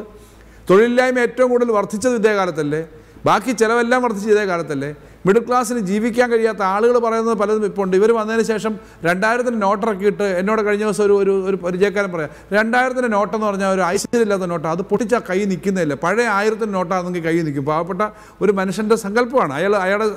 കാരണം അവർ വിചാരിക്കുന്നത് ഈ 2000 നോട്ടിൻ്റെ കുഴപ്പമാണെന്നാണ്. 2000 നോട്ടിറക്കി മോഡിയുടെ കാലം വന്നിട്ട് പൈസയ്ക്ക് വിലയില്ലാതെ പോയി എന്നുള്ളതിൻ്റെ ഒരു ഉദാഹരണമാണ് നമ്മുടെ നാട്ടിലെ ഒരു പരിചയക്കാരനായ ഒരാൾ പറഞ്ഞത്. പക്ഷേ നിത്യജീവിതത്തിന്റെ അനുഭവത്തിൽ നോക്കുമ്പോഴും പല ഉൽപ്പന്നങ്ങളുടെയും വിലയിൽ വലിയൊരു അന്തരം കാണുന്നില്ല എന്നുള്ളത് ഒരു വാസ്തവമല്ലേ? 2.1% മാത്രമാണ് ഇൻഫ്ലേഷൻ റേറ്റ് നിൽക്കുന്നത്. വിലക്കയറ്റം അങ്ങനെ ഒറ്റ മേഖല മാത്രമാണ് വേണമെങ്കിൽ വലിയ വിലക്കയറ്റമില്ലെന്ന് നിങ്ങൾക്ക് പറയാൻ പറ്റുന്നത്. അത് ഓട്ടോമൊബൈൽസ്, മറ്റൊന്ന് ഈ ഇലക്ട്രോണിക് ഗുഡ്സ്. ഈ 2 സാധനം ഇൻ്റർനാഷണൽ ആയിട്ടൊരു ട്രെൻഡാണ്. കാരണം ആ 2 സാധനങ്ങൾക്ക് വില കയറുന്നില്ല. ബാക്കി സാധനങ്ങൾക്ക് ഏതിനാണ് വില കയറാത്തത്? എല്ലാ സാധനങ്ങൾക്കും വില കയറുന്നുണ്ട്. വില കയറ്റം ആൾക്ക് പിടിച്ചു നിൽക്കാൻ കഴിയാത്ത ചിലവാണ് എല്ലാ മേഖലയിലും വന്നുകൊണ്ടിരിക്കുന്നത്. കള്ളപ്പണ വിരുദ്ധ നടപടികൾ വിജയം കണ്ടിരിക്കുന്നുവെന്നും 1.30 ലക്ഷം കോടിയുടെ അധിക നികുതി വരുമാനം, 50,000 കോടിയുടെ അനധികൃത സ്വത്തുക്കൾ, ഇതെല്ലാം പിടിച്ചെടുത്ത സർക്കാരിന് ധൈര്യപൂർവ്വം പറയാൻ സാധിക്കുന്നു. ഇപ്പോൾ ഈ പറയുന്ന അസംഘടിത തൊഴിലാളികൾക്ക് പെൻഷൻ നൽകുന്നതിലൂടെ ഒരു റെക്കോർഡ് ഇടാൻ പോകുന്ന സർക്കാരാണ്. ഏറ്റവും വലിയ പെൻഷൻ സ്കീം ലോകത്ത് കൊണ്ടുവരാൻ പോകുന്ന സർക്കാർ. അടുത്തവരുടെ ക്യാമ്പയിൻ തന്നെ അതായിരിക്കും. ലോകത്ത് ഏറ്റവും അധികം അസംഘടിത തൊഴിലാളികൾക്ക് പെൻഷൻ നൽകിയ സർക്കാർ. ഞാനൊന്ന് പറയട്ടെ. എനിക്ക് ഒന്നാമത്തെ കാര്യം, ഐ എം സോറി, എനിക്ക് കണക്ടിവിറ്റിയുടെ പ്രശ്നമുള്ളതുകൊണ്ട് ഈ ചർച്ച മുഴുവൻ കേൾക്കാൻ പറ്റുന്നില്ല. പക്ഷേ എനിക്ക് ഒന്ന് പറയാനുള്ളത്, ഈ ഒരു ഇത്തരത്തിലുള്ള 2 പ്രഖ്യാപനങ്ങൾ തെരഞ്ഞെടുപ്പിൻ്റെ തലേന്ന് ഈ ഗവൺമെൻറ് നടത്തി എന്നുള്ളത് കൊണ്ട് അതിനെ തെരഞ്ഞെടുപ്പ് വിജയവുമായിട്ട് ദയവായിട്ട് കൂട്ടിക്കുഴയ്ക്കുന്നതിൽ എനിക്ക് അതിലൊരു അർത്ഥവുമുണ്ടെന്ന് എനിക്ക് തോന്നുന്നില്ല. കാരണം ഈ രാജ്യത്തെ ജനങ്ങളുടെ, ജനാധിപത്യ ഇന്ത്യയിലെ ജനങ്ങളുടെ വിവേക ബുദ്ധിയെയാണ് യഥാർത്ഥത്തിൽ അണ്ടർ എസ്റ്റിമേറ്റ് ചെയ്യുന്നത്. കാരണം 2000 രൂപ അല്ലെങ്കിൽ 6000 രൂപ അക്കൗണ്ടിൽ കൊടുക്കുമെന്ന് പറഞ്ഞാൽ ഉടനെ തന്നെ അവരുടെ ബുദ്ധി അല്ലെങ്കിൽ അവരുടെ തെരഞ്ഞെടുപ്പുമായി ബന്ധപ്പെട്ടുള്ള അവരുടെ ചിന്താശക്തിയൊക്കെ തന്നെ അങ്ങ് കൈകാര്യം ചെയ്യാമെന്ന് കരുതുന്നത് വളരെ തെറ്റാണ്. നാം ഒന്ന് ആലോചിക്കേണ്ട പല പ്രധാനപ്പെട്ട പ്രശ്നങ്ങളുമുണ്ട്. ഈ നോട്ട് നിരോധനത്തെക്കുറിച്ച് അടക്കം പറയുമ്പോൾ ഈ രാജ്യത്തെ ജനങ്ങൾക്ക് എന്തിനു വേണ്ടിയായിരുന്നു നോട്ട് നിരോധനം എന്നുള്ളതിനെ സംബന്ധിച്ച് വ്യക്തത വരുത്താൻ കഴിഞ്ഞിട്ടില്ല. ഞാൻ നമ്മുടെ എല്ലാം അഭിമാനമായിട്ടുള്ള ഇന്ത്യയിലെ നൊബേൽ പ്രൈസ് വിന്നറായിട്ടുള്ള അമർത്യ സെന്നിൻ്റെ ഒരു വാചകം ഞാനൊന്ന് പറയാം. Things have gone pretty badly wrong. It has taken a quantum jump in the wrong direction. അദ്ദേഹത്തിൻ്റെയാണ്. From 2014 we are getting backward in the fastest growing economy. അപ്പോൾ അമർത്യ സെന്നിനെ പോലെയുള്ളത് രാഷ്ട്രീയ പ്രവർത്തകർ, കോൺഗ്രസിൻ്റെയോ അല്ലെങ്കിൽ പ്രതിപക്ഷ രാഷ്ട്രീയ പ്രവർത്തകരല്ല ഇത് പറയുന്നത്. അമർത്യ സെന്നിനെ പോലെയുള്ളവർ, അവർക്ക് കക്ഷി രാഷ്ട്രീയത്തിൻ്റെ കുഴൽക്കണ്ണാടിയിൽ കൂടിയല്ല ഈ രാജ്യത്തിൻ്റെ ഇക്കോണമിയെ സംബന്ധിച്ച് അവർ വിലയിരുത്തുന്നത് എന്നുള്ളത് നമ്മൾ മനസ്സിലാക്കണം. പറയുന്നത് നമ്മുടെ രാജ്യത്തിൻ്റെ ഇന്നത്തെ ഈ സാമ്പത്തിക സ്ഥിതിയെക്കുറിച്ചാണ്. അപ്പോൾ ഒരു ഇലക്ഷൻ വന്നു എന്നുള്ള ഒറ്റ കാരണം കൊണ്ടാണ് ഇത്തരത്തിലൊരു പുത്തൻ ബഡ്ജറ്റുമായിട്ട് ഈ ഗവൺമെൻറ് കടന്നു വന്നിരിക്കുന്നത്. ഈ 2 ദിവസം മുമ്പ് വന്നിട്ടുള്ള സാമ്പിൾ സർവേ ഓർഗനൈസേഷൻ്റെ റിപ്പോർട്ട് വന്നപ്പോഴെന്താ പറഞ്ഞത്? ഈ രാജ്യത്തെ തൊഴിലില്ലായ്മ ഇന്ന് വർദ്ധിച്ചു വന്നുകൊണ്ടിരിക്കുന്നു. ഈ ഗവൺമെൻറ് അധികാരത്തിൽ വരുന്നതിന് മുമ്പ് പറഞ്ഞത് 2 കോടി തൊഴിൽ ഒരു വർഷം കൊടുക്കുമെന്നാണ് പറഞ്ഞത്. അപ്പോൾ 5 വർഷമായപ്പോൾ 10 കോടി തൊഴിൽ കിട്ടണ്ടേ? തൊഴിലവസരങ്ങൾ ഉണ്ടാവണ്ടേ? തൊഴിലവസരങ്ങൾ ഉണ്ടായില്ല എന്നുള്ളത് മാത്രമല്ല, ഇവിടെ ആരോ സൂചിപ്പിച്ചതുപോലെ ഉണ്ടായിരുന്ന തൊഴിൽ കൂടി നോട്ട് നിരോധനത്തിൻ്റെ അടിസ്ഥാനത്തിൽ ഇല്ലാതെയാകുകയാണ് ചെയ്തിട്ടുള്ളത്. അപ്പോൾ ഇതൊക്കെ തന്നെ എവിടുന്നുള്ള കണക്കുകൾ വെച്ചുകൊണ്ടാണ് ഇത്? ആർക്ക് ഇത് എൻഡോഴ്സ് ചെയ്യാൻ പറ്റും? എന്താണ് ഇതിന്മേലുള്ള വ്യക്തത? നമ്മൾ ഇന്ത്യ ഉണ്ടായതിനു ശേഷം ഇപ്പോൾ ഈ 45% നമ്മളിപ്പോൾ വളരെ വ്യക്തമായി തന്നെ ഈ റിപ്പോർട്ടിൽ പറഞ്ഞിട്ടുള്ളതിൽ തൊഴിലില്ലായ്മ വർദ്ധിച്ചിരിക്കുന്നു, അല്ലെങ്കിൽ തൊഴിലില്ലാത്ത ആളുകളുടെ എണ്ണം വർദ്ധിച്ചിരിക്കുന്നു എന്നുള്ളത് അടക്കമുള്ള ഈ റിപ്പോർട്ട് വരുമ്പോൾ ആ റിപ്പോർട്ടിനെ മുഖവിലക്കെടുക്കാൻ തയ്യാറാകുന്നില്ല. 2 അംഗങ്ങളാണ് രാജിവെച്ചത്. ശ്രീ PC മോഹനനും ശ്രീ JV മീനാക്ഷിയും രാജിവെച്ചു പോയി. എന്തുകൊണ്ടാണ്? വ്യക്തതയുള്ള കണക്കുകൾ അടിസ്ഥാനത്തിൽ ഗവൺമെന്റിന് കൊടുത്തിട്ടുള്ള റിപ്പോർട്ട് അംഗീകരിക്കാൻ സർക്കാർ തയ്യാറല്ല എന്നുള്ളത് കൊണ്ടാണ്. നമ്മുടെ രാജ്യത്തിന്റെ അവസ്ഥ എന്താണ്? 6.1% തൊഴിലില്ലായ്മയുണ്ട് എന്ന NSSOയുടെ സാമ്പിളിന് മുന്നിൽ തകർന്നു വീഴുന്നതാണ് പീയൂഷ് ഗോയലിന്റെ വാഗ്ദാനങ്ങൾ എന്നുള്ള ഒരു പ്രധാനപ്പെട്ട വിമർശനം കണക്കിലെടുക്കുന്നു. ഞാൻ തിരിച്ചു വരാം ഡോക്ടർ രാജേഷ്, ഇതാണ് ഒരു പ്രധാനപ്പെട്ട പ്രശ്നം. അതായത് 1 ലക്ഷം ഡിജിറ്റൽ ഗ്രാമങ്ങളെയാണ് പീയൂഷ് ഗോയൽ വിഭാവനം ചെയ്തിരിക്കുന്നത്. തൊഴിലാളികളെ അല്ലെങ്കിൽ യുവജനതയെ പ്രോത്സാഹിപ്പിക്കാനുള്ള ഒരു പാക്കേജ് കൂടി അതിലുണ്ട്. നോക്കൂ, വിവിധ സെക്ടറുകളെ ആകർഷിക്കാനുള്ള സംവിധാനങ്ങൾ കൃത്യമായ രീതിയിൽ തന്നെ അടുക്കി വെച്ചിട്ടുണ്ട് പീയൂഷ് ഗോയൽ. പക്ഷേ അതൊക്കെ എത്രത്തോളം യാഥാർത്ഥ്യത്തോടു കൂടി ഉള്ളതാണ് എന്നതാണ് ഷാനിമോൾ ഉസ്മാന്റെ ചോദ്യം. അടിസ്ഥാനമായി 6.1% അൺഎംപ്ലോയ്മെന്റ് റേറ്റ് ഉള്ള ഒരു രാജ്യത്ത് നിന്നുകൊണ്ട് 1 ലക്ഷം ഡിജിറ്റൽ ഗ്രാമങ്ങൾ ഉണ്ടാകും എന്നുള്ള പ്രസ്താവനയെ എങ്ങനെ വിശ്വസിക്കുമെന്നൊരു ചോദ്യം കൂടിയുണ്ട്. അതിനൊരു മറുപടി കൂടി വേണം. ശ്രീ അരുൺ, ആദ്യമായിട്ട് ഞാൻ അങ്ങനെ അപ്രീഷിയേറ്റ് ചെയ്യാണ്. കാരണം അങ്ങ് വേണ്ടത്ര ഗൃഹപാഠം നടത്തിയിട്ടാണ് ഈ ചർച്ചയിൽ വന്നത് എന്നുള്ളത് തന്നെ വളരെ നല്ലൊരു കാര്യം തന്നെയാണ്. അങ്ങ് പറയുന്ന കാര്യങ്ങളൊക്കെ എനിക്ക് മനസ്സിലാവുന്നുണ്ട്. ഞാൻ പറയാം. അതായത് ഗ്രാമീണ മേഖലകളിലും ഫാർമേഴ്സിൻ്റെ ഡിസ്ട്രസ്സും പരിഹരിക്കുക. ഫാർമറിന് ഏറ്റവും അധികം വേണ്ടത് അവർക്ക് നല്ല വില കിട്ടുക എന്നുള്ളതാണ്. നമുക്ക് അതായത് ബമ്പർ പ്രൊഡക്ഷൻ ഉണ്ടായാലും താഴ്ന്ന പ്രൊഡക്ഷനിൽ പോയി കഴിഞ്ഞാലും രണ്ടും പ്രൈസിനെ എഫക്റ്റ് ചെയ്യുന്ന ഘടകങ്ങളാണ്. അപ്പോൾ നല്ല വില കിട്ടുക എന്നുള്ളതും ഈ SME പോലത്തെ സെക്ടറുകളെ വീണ്ടും ഉത്തേജിപ്പിക്കുക. അത് നോട്ട് നിരോധനത്തിന്റെ ഭാഗമായി ചില SME സെക്ടറുകളിൽ തൊഴിൽ നഷ്ടം സംഭവിച്ചിട്ടുണ്ടായില്ല എന്നൊന്നും പറഞ്ഞിരുന്നില്ല. പക്ഷേ നോട്ട് നിരോധനത്തിന്റെ അതിൻ്റെ 2 വശങ്ങളുണ്ട്. അപ്പം ഞാൻ ആ വശങ്ങളിലേക്കൊന്നും ഞാൻ ഇപ്പോൾ പോകുന്നില്ല. അപ്പോൾ ഇത്തരത്തിലുള്ളതിനൊക്കെ ഉത്തേജിപ്പിക്കുക വഴി റൂറൽ സ്പെൻഡിങ് വളരെയധികം വർദ്ധിക്കും. അതേപോലെ തന്നെ മിഡിൽ ഇൻകം ഗ്രൂപ്പുകാർക്ക് ഇത്രയും എക്സംഷൻ കൊടുക്കുന്ന സമയത്ത് ഓട്ടോമാറ്റിക്കായിട്ട് കൺസംഷൻ എന്ന് പറയുന്ന ഒരു കാര്യം വർദ്ധിക്കും എന്നുള്ളതിന് യാതൊരു സംശയവും വേണ്ട. ഇതൊരു പോസിറ്റീവ് കാര്യം, ഇൻഡയറക്റ്റ് ആയിട്ട് ഞാൻ പറയുന്നത്. അങ്ങനെ വരുമ്പോൾ ഇവിടെ ഗവൺമെന്റിന്റെ ഇൻവെസ്റ്റ്മെന്റ്സ് മാത്രമേ ഇപ്പോൾ നടക്കുന്നുള്ളൂ. പ്രൈവറ്റ് ഇൻവെസ്റ്റ്മെന്റ് ഇവിടെ വരണമെങ്കിൽ സ്വാഭാവികമായിട്ടും കൺസംഷൻ കൂടണം. കൺസംഷൻ കൂടി പ്രൈവറ്റ് ഇൻവെസ്റ്റ്മെന്റ് വന്നു കഴിഞ്ഞാൽ തൊഴിൽ സാധ്യതകൾ വർദ്ധിക്കും. പിന്നെ ആർട്ടിഫിഷ്യൽ ഇൻ്റലിജൻസിൻ്റെ കാര്യങ്ങൾ മറ്റ് കാര്യങ്ങളിലൊക്കെ സമയപരിധി കൊണ്ടാണ് ഒരുപാട് കാര്യങ്ങൾ സെൻട്രൽ ഗവൺമെന്റ് ഇൻസ്റ്റിറ്റ്യൂട്ടുകൾ പ്രത്യേകിച്ച് ആർട്ടിഫിഷ്യൽ ഇന്റലിജൻസ് യൂണിറ്റ് പോലെയുള്ള സ്ഥാപനങ്ങളെ കുറിച്ച് പോലും പറയുന്നു. നമുക്ക് അതിലേക്ക് വരാം. അതിനു മുമ്പ് വീണ്ടും ESA പരിധി അടക്കമുള്ള കാര്യങ്ങളിൽ 21,000 കോടിയാക്കി ഉയർത്തിയത്, ESAയുടെ പരിധി ഉയർത്തിയത്, ഹൈവേ വികസനം വേഗത്തിലാക്കിയത്, നോക്കൂ ഇൻഫ്രാസ്ട്രക്ചറിന്റെ കാര്യത്തിലും ഈ സർക്കാർ ഗ്രാറ്റുവിറ്റിയുടെ ലിമിറ്റ് 20 ലക്ഷമായി വർദ്ധിപ്പിച്ചത്. ഞാൻ വരാം ശ്രീ രാജേഷ്, ശ്രീ ജോർജ് ജോസഫും ശ്രീ VK പ്രസാദുമുണ്ട്. ജോർജ് ജോസഫ്, ഇത്തരം കാര്യങ്ങൾ കൂടി കണക്കിലെടുക്കുമ്പോഴാണ് ശരിയാണ് ദേശീയ സാമ്പിൾ സർവേയുടെ കണക്ക് പ്രകാരം തൊഴിലില്ലായ്മയുടെ ഒരു കണക്കുണ്ട്, അത് സർക്കാർ അംഗീകരിച്ചിട്ടില്ല എങ്കിൽ പോലും 6.1% ആണെന്നിരിക്കട്ടെ, ഏറ്റവും വലുതാണ് 45 വർഷത്തെ. പക്ഷേ പീയൂഷ് ഗോയൽ മുന്നിലേക്ക് വയ്ക്കുന്ന സാധ്യതകളുണ്ട്. ആ സാധ്യതകളിലൊന്ന് ഇൻഫ്രാസ്ട്രക്ചർ ഡെവലപ്മെന്റിൻ്റെതാണ്, ഗ്ലോബൽ ആയിട്ടുള്ള ഡിജിറ്റൽ വില്ലേജുകളുടേതാണ്. ഇതിനെയൊക്കെ അവിശ്വസിക്കേണ്ട കാര്യം ഈ ഘട്ടത്തിലുണ്ടോ? അല്ല, അതിനു മുമ്പ് നമ്മളൊരു കാര്യം മനസ്സിലാക്കേണ്ടതെന്ന് വെച്ചാൽ ഈ 6,000 രൂപയുടെ ഒരു കാര്യം നമ്മൾ പറഞ്ഞത് ഓരോ ക്വാർട്ടറിലായിട്ട് നമ്മൾ ഡിവൈഡ് ചെയ്യുമ്പോൾ 1,500 രൂപ എന്ന് പറയുന്ന കാര്യമാണ്. ആ 1,500 രൂപ തന്നെ ഈ ഗവൺമെന്റിന്റെ കാലത്ത് കൊടുക്കുന്നില്ലല്ലോ. ഈ ഗവൺമെന്റിന്റെ കാലത്ത് അത് കൊടുക്കുന്ന അല്ല, ഒരു പക്ഷേ ഒരു തവണയായിരിക്കാം കൊടുക്കാൻ പോകുന്നത്. 2,000 രൂപ 3 ഗഡുക്കളായി കൊടുക്കുന്നു. അതിൽ 2,000 കോടി ഇത്തവണ കൊടുക്കുന്നു. ആ ഒരു തവണ തന്നെ കൊടുക്കാൻ കഴിയുമ്പോൾ നമ്മൾ പറഞ്ഞല്ലോ കണക്കെടുക്കുകയും ഫാർമേഴ്സിന്റെ ഡാറ്റ ഉണ്ടാക്കുകയും ഇതൊക്കെ ചെയ്യുന്നതെന്ന് പറയുന്നത് 1-2 ദിവസം കൊണ്ട് കഴിയുന്ന കാര്യമല്ല. അതിനെ കൊടുക്കും എന്ന് തന്നെ ഇരിക്കുക, കൊടുക്കുമെന്ന് തന്നെ വെക്കുക. പക്ഷെ നമ്മൾ ആലോചിക്കേണ്ടത് എന്താണ്, 50 പൈസ പോലും കിട്ടാതെ ഉള്ളി റോട്ടിൽ കളഞ്ഞ കർഷകർ, 10,000 കർഷകർ ആത്മഹത്യ ചെയ്തു. 80,000 രൂപ വേണം ഒരു ഹെക്ടർ സ്ഥലത്ത് ഉള്ളി കൃഷി ചെയ്യുന്നതിന്. അതിന് 20,000 രൂപ പോലും കിട്ടാതെ ആ ഉള്ളി ഉപേക്ഷിച്ച് പോകുന്ന ആളുകൾക്ക് 2,000 രൂപ എന്ന് പറയുന്നത് അവരെ കളിയാക്കുന്നു. അതാണ് അതിനകത്ത് പ്രശ്നം. അപ്പൊ മറ്റൊരു കാര്യം നമ്മൾ മനസ്സിലാക്കേണ്ടത്, താങ്കൾ ഇവിടെ സൂചിപ്പിച്ചൊരു കാര്യം, അതിന് കൃത്യമായിട്ട് നമ്മൾ പറയാതെ പോകാൻ പറ്റില്ല. കാരണം ഇൻഫ്ലേഷൻ എന്ന് പറയുന്നത് 2% കൊണ്ടുപോലെ അപഹാസ്യമായ നാടകം വേറെ ഉണ്ടോ? കാരണം രാജ്യം ഡീഫ്ലേഷണറി പ്രഷേഴ്സിലേക്ക് പോവുകയാണ്. അത് നമ്മൾ മനസ്സിലാക്കണം. ഡീഫ്ലേഷണറി എഫക്റ്റ് രാജ്യത്തിന്റെ സമ്പദ് വ്യവസ്ഥയിൽ കണ്ടുകൂടെ മറ്റൊരു സാമ്പത്തിക മാന്ദ്യത്തിന്റെ ലക്ഷണത്തിലേക്ക് കാര്യങ്ങൾ പോകുന്നു എന്നുള്ള നിഗമനത്തിലേക്ക് കാര്യങ്ങൾ എത്തുന്നുണ്ട്. അവിടെ സാധനങ്ങളുടെ വില കുറഞ്ഞു നിൽക്കുന്നു എന്ന് പറയുന്നത് ആ പെട്ടാപ്പെട്ട വിലയ്ക്ക് ഈ സാധനങ്ങൾ വിറ്റുപോകേണ്ട അവസ്ഥയിലേക്ക് കാര്യങ്ങൾ വന്നിരിക്കുന്നു.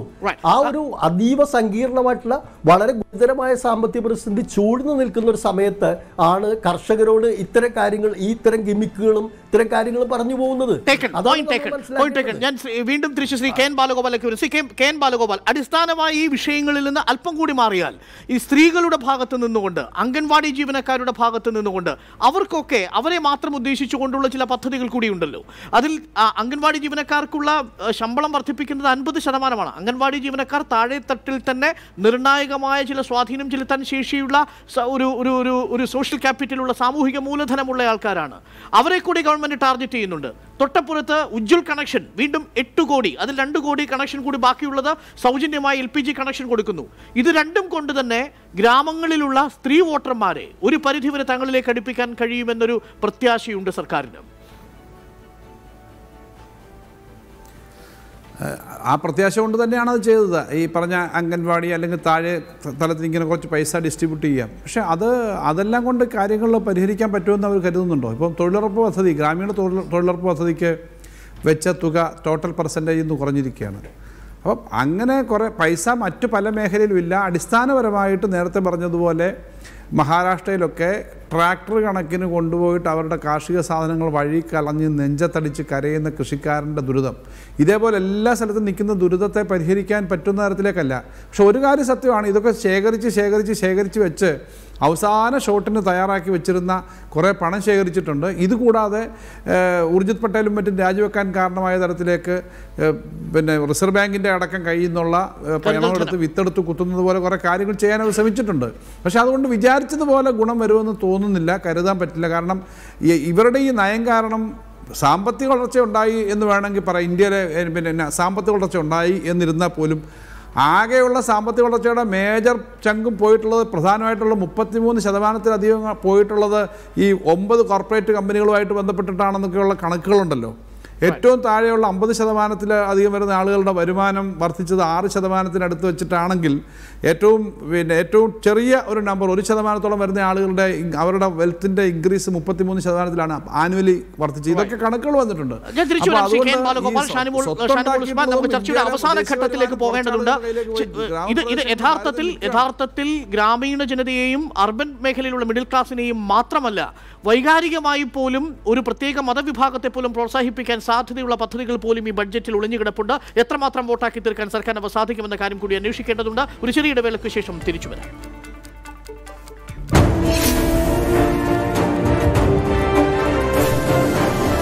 This is 24 from Flowers Group.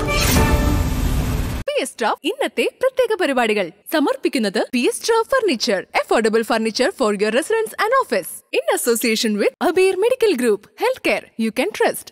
സ്വയംവര സിൽക്സ്, ആറ്റിങ്ങൽ, വർക്കല, കൊട്ടാരക്കര. ലോകോത്തര ബ്രാൻഡായ GREE ഇപ്പോൾ കേരളത്തിലും. സ്വർണം, ഡയമണ്ട് ആഭരണങ്ങൾ തവണ വ്യവസ്ഥയിൽ സ്വന്തമാക്കുവാനുള്ള അവസരം. Chemmanur international jewellers. ടിഫോസി ടപ്പ് റെഡി. കോഫിയും ചായയും 1.5 ടേബിൾ സ്പൂൺ പൗഡറിൽ 100 ml ചൂടുവെള്ളം. കൃത്രിമ ചേരുവകളൊന്നുമില്ലാത്ത പാൽ കാപ്പി അല്ലെങ്കിൽ പാൽ ചായ ഞൊടിയിടയിൽ തയ്യാർ. ജലദോഷം, തുമ്മൽ, തലവേദന, ഫേഷ്യൽ പെയിൻ, സൈനസൈറ്റിസിന്റെ ലക്ഷണങ്ങൾ ഇതിൽ ഏതുമാവാം. സൈഡ് എഫക്ട്സ് ഏതുമില്ലാതെ ശുദ്ധമായ വെളിച്ചെണ്ണയിൽ തയ്യാറാക്കിയ ഒരു ആയുർവേദ ഔഷധം സൈനാക്യൂർ 5. ഇനി സൈനസൈറ്റിസിന് ബൈ ബൈ. കോഹ്ലി 87 റണ്ണായി. ഡബിൾ സെഞ്ചുറി അടിക്കുന്നതിന് മുമ്പ് ബട്ടർ ചിക്കൻ റെഡി ആവോ?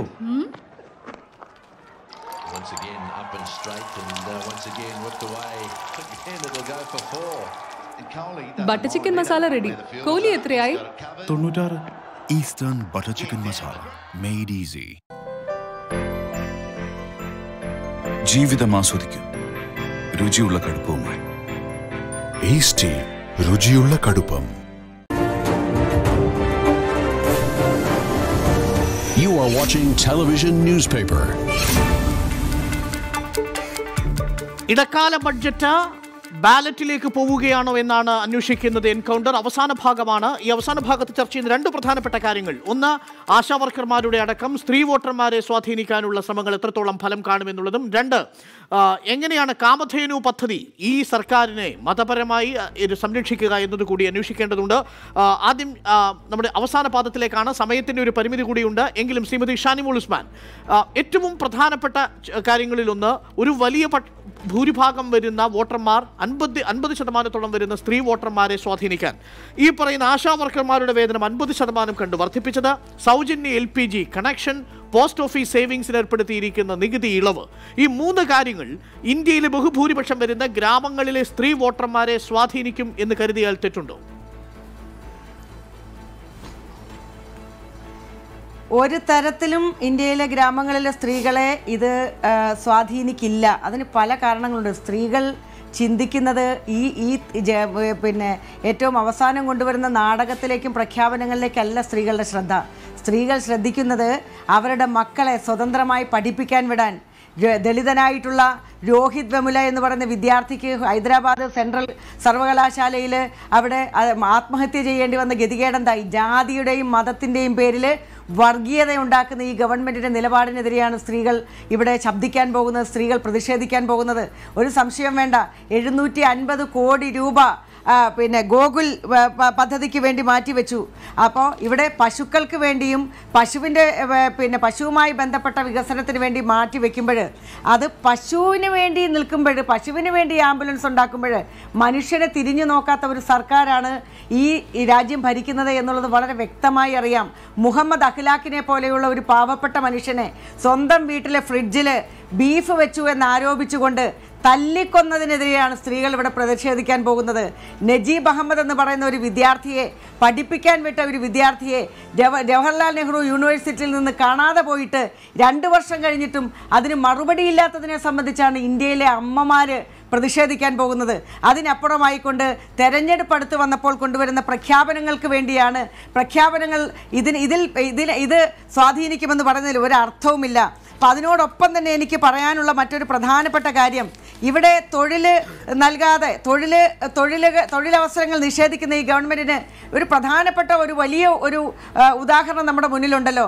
റഫാലുമായി ബന്ധപ്പെട്ട വിഷയം വന്നപ്പോൾ വളരെ വ്യക്തമായി പറഞ്ഞല്ലോ, HAL പോലെയുള്ള ഒരു പൊതുമേഖലാ സ്ഥാപനത്തെ ദുർബലപ്പെടുത്തിയിട്ട് രാജ്യത്തിൻ്റെ സുരക്ഷ പോലും അംബാനിയുടെ കാൽക്കൽ കൊണ്ടുവച്ചിട്ടുള്ള ഈ ഗവൺമെൻറ്റിൻ്റെ നിലപാടിനെതിരെയാണ് ഇന്ത്യയിലെ സ്ത്രീകൾ ശക്തമായി പ്രതികരിക്കാൻ പോകുന്നത്. അതിനാർക്കും തന്നെ ഒരു സംശയവും വേണ്ട. നീതി ആയോഗിൻ്റെ വൈസ് ചെയർമാൻ പറഞ്ഞൊരു കാര്യം ഞാനിവിടെ ആവർത്തിക്കുകയാണ്. How can a country grow at an average of 7% without employment? തൊഴിൽ കൊടുക്കാതെ എങ്ങനെ ഈ രാജ്യത്തിന് മുന്നോട്ട് പോകാൻ കഴിയുമെന്നുള്ള നീതി ആയോഗിന്റെ വൈസ് ചെയർമാന്റെ ആ സംശയം ഞാൻ ഇവിടെ പങ്കുവെക്കാൻ ആഗ്രഹിക്കുന്നു. അതിനൊക്കെ പകരമായി അവസാന സമയമാണ്. ഈ രണ്ട് പ്രധാനപ്പെട്ട കാര്യങ്ങൾ ഷാനിമോൾ ഉസ്മാൻ സൂചിപ്പിച്ച പ്രധാനപ്പെട്ട കാര്യം കൂടിയുണ്ട്. ഉത്തർപ്രദേശിലടക്കം ഇത്തരത്തിലുള്ള അഖിലാഖിന്റെ അടക്കമുള്ള വിഷയങ്ങൾ വന്നിട്ടും ഉത്തർപ്രദേശിന്റെ ജനത തിരിച്ചു ചിന്തിച്ച ഒരു ചരിത്രം നമ്മുടെ മുന്നിലുണ്ട്. ഈ 3 സംസ്ഥാനങ്ങളിലാവട്ടെ ക്ലീൻ വാക്ക് ഓവർ ഒന്നും അല്ല കോൺഗ്രസിന് ലഭിച്ചത്. അവിടെ ഒരു എക്കണോമിക് ഡിസ്ട്രസ് ജനങ്ങൾക്ക് അനുഭവപ്പെട്ടു, ഫാർമേഴ്സിന് അത് കൂടുതൽ അനുഭവപ്പെട്ടു, അതിലൊരു ആന്റി ഇൻകംബൻസ് വർക്ക് ചെയ്തു. അത് കൃത്യമായി BJPക്ക് വിരുദ്ധ തരംഗമായി മാറി. അല്ലാതെ അഖിലാഖുമായി ബന്ധപ്പെട്ട വിഷയമോ നജീബുമായി ബന്ധപ്പെട്ട വിഷയമോ ഏതെങ്കിലും തരത്തിലുള്ള ദേശീയ ഗവൺമെന്റിന്റെ വർഗീയമായിട്ടുള്ള വിഷയങ്ങളോ അല്ല. അതിനെതിരെയുള്ളൊരു വിധിയെഴുത്തല്ല. ഇവിടെയാണ് കാംധേനു ആയോഗ് പോലെയുള്ള പദ്ധതികളുമായി വീണ്ടും ആ വോട്ടിനെ ആശ്രയിച്ചെത്തുന്നത്. ഇന്ന് പീയൂഷ് ഗോയൽ അല്ല ആദ്യം മാധ്യമങ്ങളെ കണ്ടത്. ഇന്ന് ആദ്യം മാധ്യമങ്ങളെ കണ്ടത് അമിത്ഷായാണ്. എങ്ങനെയാണ് ഇതിനെ വോട്ടാക്കി മാറ്റാൻ കഴിയുമെന്ന് അറിയുന്ന അമിത്ഷാ കൃത്യമായി തന്നെ പ്ലാൻ ചെയ്ത് വയ്ക്കുന്നുണ്ട് ഈ വെൽഫെയർ സ്കീംസിനോടൊപ്പം രാഷ്ട്രീയ കാംധേനു ആയോഗ് എന്ന പദ്ധതിയും. ഇത് വോട്ടായി മാറുമോ? അത് സ്വാഭാവികമല്ലേ. നമ്മൾ തുടക്കം മുതൽ ചർച്ചയിൽ അരുൺ അംഗീകരിക്കാത്തതും ഞങ്ങളൊക്കെ പറഞ്ഞുകൊണ്ടിരിക്കുന്നതുമായ കാര്യമെന്ന് പറയുന്നത് ഒരു ഇന്ത്യൻ ബജറ്റിനെ ഒരു ഇലക്ഷൻ ബജറ്റാക്കി ഒരു ഇലക്ഷൻ മാനിഫെസ്റ്റോ ആക്കി അവർ മാറ്റി എന്നുള്ളതാണല്ലോ. അതുകൊണ്ട് തന്നെയാണ് പീയൂഷ് ഗോയലിന് പകരം അമിത്ഷാ തന്നെ വന്ന് ഈ ബജറ്റിനെ ന്യായീകരിക്കുന്ന രീതിയിൽ രംഗത്ത് വന്ന് നമുക്ക് ഊഹിക്കാവുന്നേ ഉള്ളൂ. 2 കാര്യങ്ങളാണ് പ്രധാനമായിട്ട് ഇവിടെ ചർച്ചയിൽ വന്നിട്ടുള്ളത്. ഒന്ന്, ഈ പറഞ്ഞ ആശാ വർക്കർമാർ, mid day meal workers, scheme workers, anganwadi ജീവനക്കാർ, ഇവർ ഏതാണ്ട് 1 കോടിയിലധികം ആളുകൾ ഇന്ത്യയിലുണ്ടെന്നാണ് ഒരു പ്രാഥമികമായ കണക്കുകൾ പറയുന്നത്. അവരുടെ വരുമാനത്തിന് 50% വർധനമുണ്ടായി എന്നുള്ളതാണ് ഇപ്പോൾ ചൂണ്ടിക്കാണിച്ചിവിടെ ചർച്ചയ്ക്ക് അതൊരു വലിയ നേട്ടമാണ് എന്ന് പറയുന്നത്. എന്താണ് യഥാർത്ഥത്തിൽ ഇതിൻ്റെ അവസ്ഥ? പല സംസ്ഥാനങ്ങളിലും അംഗനവാടി ജീവനക്കാർക്ക് കിട്ടുന്ന ഓണറേറിയം എന്ന് പറയുന്നത് ശമ്പളം പോലുമല്ല. ഓണറേറിയം എന്ന് പറയുന്നത് പലതരത്തിലാണ്. പല സംസ്ഥാനങ്ങളിലും ഇത് 3000 രൂപ മാത്രമാണ്. അതിനെയാണ് ഇവർ 50% വർദ്ധിപ്പിക്കുമെന്ന് പറഞ്ഞിരിക്കുന്നത്.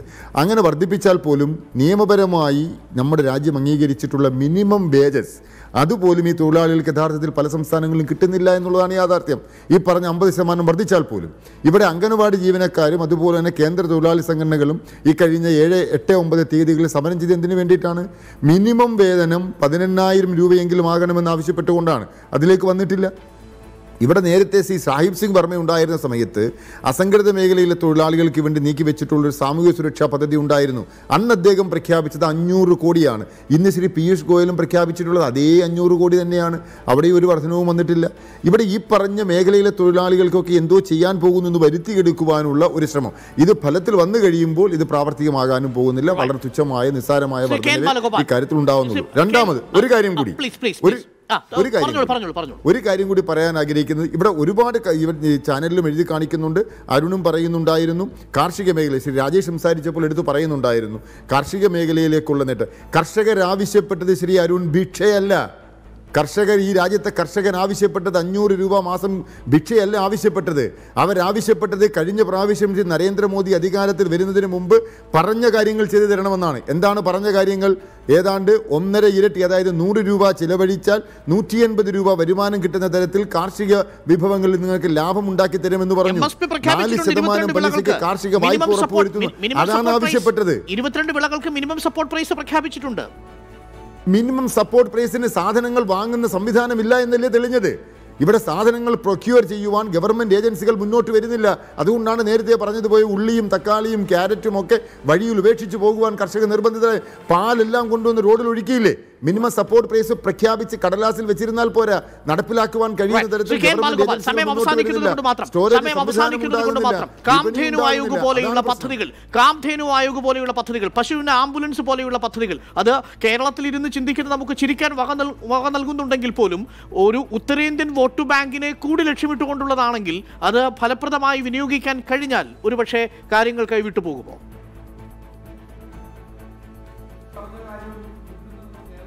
ഇവിടെ നിന്ന് നമ്മൾ കേരളത്തിൽ ഇരുന്ന് നോക്കുന്നത് മാത്രമല്ല, അവിടെയൊക്കെയുള്ള കാര്യങ്ങളോട് മനസ്സിലാക്കിയിട്ട് തന്നെയാണ് പറയുന്നത്.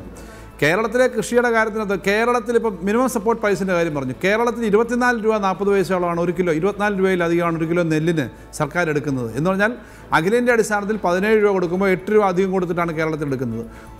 ഒരു ഹെക്ടറിൽ നെൽകൃഷി ചെയ്യുന്നതിന് പഞ്ചായത്ത്, നമ്മുടെ തദ്ദേശ സ്വയംഭരണ സ്ഥാപനങ്ങൾ ഏകദേശം 17,000 രൂപ ഒരു കൃഷിക്കാരന് കൊടുക്കുന്നുണ്ട്. അങ്ങനെയാണ് കൃഷിയെ സപ്പോർട്ട് ചെയ്യാൻ ഇവിടെ ചെയ്യുന്നത്. ഇവിടെ മാത്രമല്ല, പല വികസിത രാജ്യങ്ങളും കാർഷിക മേഖലയെ സംരക്ഷിക്കാനത് ചെയ്യുന്നുണ്ട്. അവിടെയാണ് ഈ പറഞ്ഞ 500 രൂപ വെച്ച് കൊടുക്കാൻ എന്ന നിലയിലുള്ള കാര്യം. അപ്പോൾ കൃഷിക്കാർക്ക് ഇതുകൊണ്ടൊന്നുമല്ല, നേരത്തെ ഇവിടെ പറഞ്ഞതുപോലെ 80,000 രൂപ ഒരു ഹെക്ടറിനാവുന്നത് പോലെ ചിലവുള്ള സ്ഥലത്ത് അവിടെ ഒരു 500 രൂപ കൊടുത്താൽ കൃഷിക്കാരൻ്റെ പ്രശ്നം തീരില്ല. അതുകൊണ്ട് ഇത് വെച്ചിട്ട് കാര്യങ്ങൾ നടത്താനായിട്ട് BJPക്ക് കഴിയുമെന്ന് കരുതുന്നില്ല.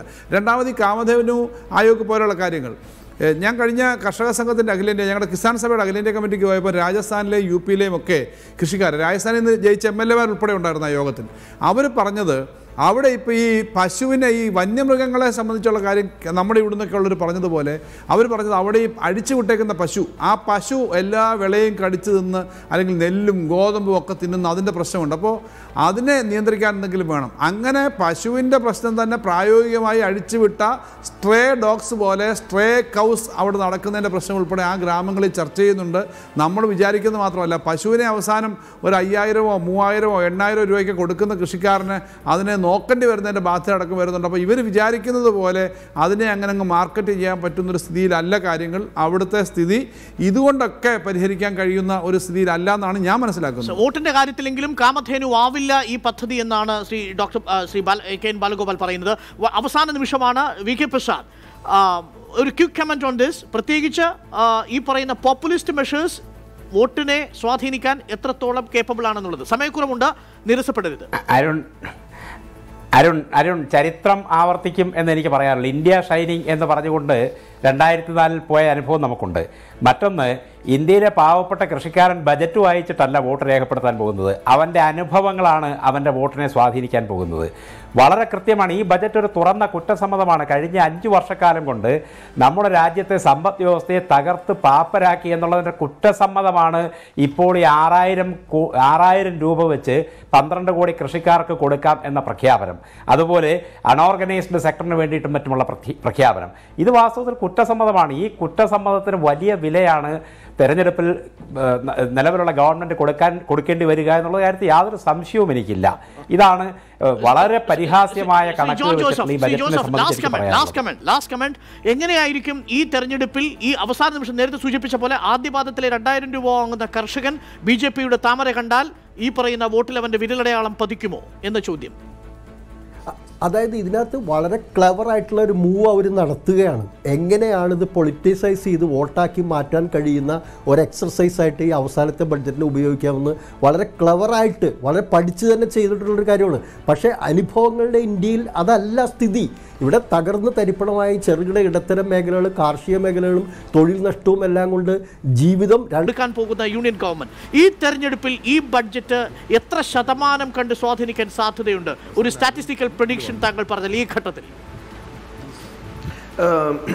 ശ്രീ അരുൺ, എത്ര കണ്ട് രാഷ്ട്രീയത്തിൻ്റെ ഒരു കാര്യം പറയാൻ എനിക്കറിയില്ല.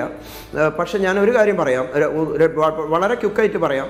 പനമ്പള്ളി ഗോവിന്ദമേനോൻ ലോ മിനിസ്റ്ററായതിനു ശേഷം ഇപ്പോൾ അതിനുശേഷം ഇന്ദിരാജിയുടെ മിനിസ്ട്രിയിൽ നിയമമന്ത്രി ആയതിനു ശേഷം കോൺഗ്രസിൻ്റെ അദ്ദേഹം നടത്തിയതിനു ശേഷം ഏറ്റവും അധികം നിയമനിർമ്മാണങ്ങൾ നടത്തിയിട്ടുള്ളത് ഇവിടെയാണ്. ഒന്ന്, എനിക്ക് എടുത്തു പറയാൻ പറ്റുന്നത് GST, 2 insolvency and bankruptcy code. അതിനുശേഷം ഒരുപാടുണ്ട്, നമ്മുടെ സമയം അനുവദിക്കുന്നില്ല. പിന്നെ എനിക്ക് ഞാൻ എടുത്തു പറയുകയാണ്, അഗ്രികൾച്ചർ എന്ന് പറയുന്നത് സ്റ്റേറ്റിൻ്റെയും സെൻട്രലിൻ്റെയും കൺകറന്റ് ലിസ്റ്റിൽ പെട്ട കാര്യമാണ്. നിങ്ങൾ അറിയുന്നുണ്ടല്ലോ, ഇവിടെ പെസ്റ്റിസൈഡ് അടിച്ച് കർഷകൻ മരണപ്പെട്ടു പോയ സ്ഥലത്ത് ഒരു കൃഷി ഓഫീസർ ഇല്ല.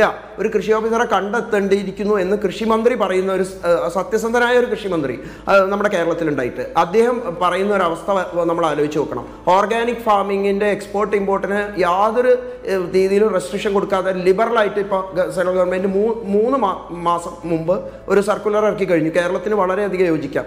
ചില കാര്യങ്ങൾ നെഗറ്റീവ്സ് എനിക്ക് പറയാം. കാരണം കുറച്ചും കൂടി ഇത് ഫാസ്റ്ററായിട്ട് മുന്നോട്ട് കൊണ്ടുപോയിരുന്നെങ്കിൽ, കുറച്ചും കൂടി ഓർഗനൈസ്ഡ് ആയിട്ട് പോയിരുന്നെങ്കിൽ, അല്ലെങ്കിൽ കുറേയും കൂടിയും ഒരു എന്താ പറയുക പ്രിപ്പറേറ്റ്നെസ്സോട് കൂടി മുന്നോട്ട് പോയിരുന്നെങ്കിൽ ഇവർക്ക് ഇതിലും കൂടുതൽ റിസൾട്ട്സ് കൊണ്ടുവരാൻ പറ്റും. ഡിമോണിറ്റൈസേഷൻ എന്ന് പറയുന്നത് ഒരു ഹിഡൻ അജണ്ടയോട് കൂടി ചെയ്തതല്ല, നെഗറ്റീവ് ഇമ്പാക്റ്റുകൾ ഉണ്ടാക്കിയിട്ടുണ്ട് എല്ലാ എക്കണോമിസ്റ്റുകളും അംഗീകരിക്കുന്ന കാര്യമാണ്. പക്ഷെ അത് നെഗറ്റീവ് അജണ്ട കൊണ്ട് അല്ല.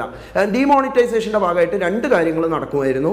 ഒന്ന്, എൻ്റെ കയ്യിലുള്ള കള്ളപ്പണം എനിക്ക് കത്തിച്ച് കളയാൻ പറ്റും, കള്ളപ്പണം, അല്ലെങ്കിൽ എനിക്കത് കൊണ്ടുപോയി ബാങ്കിൽ കൊണ്ടിടാൻ പറ്റും. ഇത് 2 കാര്യങ്ങളെ നടക്കുള്ളൂ. അതിൽ അവർ ബാങ്കിൽ കൊണ്ടിട്ടു, അവരെ മോണിറ്റർ ചെയ്ത് ഈ ചോദ്യങ്ങൾക്കെല്ലാം ഉത്തരം നൽകാൻ, രാഷ്ട്രീയമായിട്ടുള്ള ഉത്തരം നൽകാൻ BJP പ്രതിനിധികളെ ഞങ്ങൾ പ്രതീക്ഷിച്ചിരുന്നതാണ്. പക്ഷേ BJP പ്രതിനിധികൾ കേരളത്തിൽ മാധ്യമങ്ങളോട് സഹകരിക്കാത്ത വിധത്തിൽ ബഹിഷ്കരണം ഏർപ്പെടുത്തിയിരിക്കുന്നത് കൊണ്ട് തന്നെ ഈ വിമർശനങ്ങൾ പറയാനുള്ള ഒരു സ്പേസ് അവർക്ക് ലഭിച്ചില്ല എന്നത് ഞങ്ങൾ അക്നോളജ് ചെയ്യുകയും ചെയ്തു. ഇനിയെങ്കിലും ബഹിഷ്കരണം നിർത്തി ചില ചോദ്യങ്ങൾക്ക് മറുപടി പറയാൻ മാധ്യമങ്ങൾക്ക് മുന്നിൽ BJP പ്രതിനിധികൾ എത്തുമെന്ന് പ്രതീക്ഷിക്കുകയും ചെയ്യുന്നു. ബഡ്ജറ്റ് ബാലറ്റിലേക്ക് പോകുമ്പോൾ എത്ര ശതമാനം സ്വാധീനമുണ്ടാക്കുമെന്ന ചോദ്യം പ്രേക്ഷകർക്ക് വിട്ടു നൽകുന്നു. എൻകൗണ്ടർ അവസാനിക്കുന്നു. നമസ്കാരം.